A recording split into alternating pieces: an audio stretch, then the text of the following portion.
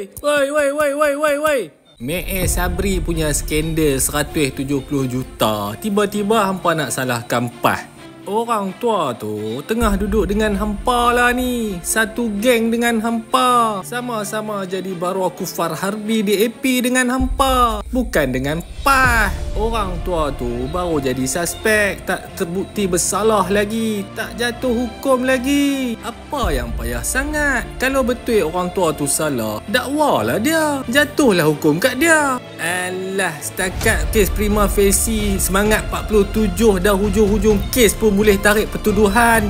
Ni kan pula baru suspek. Zaman siapa tak tahu yang tarik pertuduhan prima facie semangat 47 tu.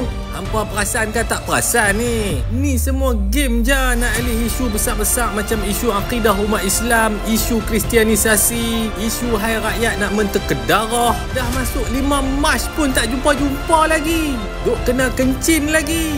Isu pasal tanah-tanah orang Melayu nak kena ambil. Orang-orang Melayu sampai nak kena merempat atas tanah sendiri. Hampa nampak ke tak nampak lagi? Sedap dah ke kalik duk lena lagi? Betul ke tak betul apa aku kata ni?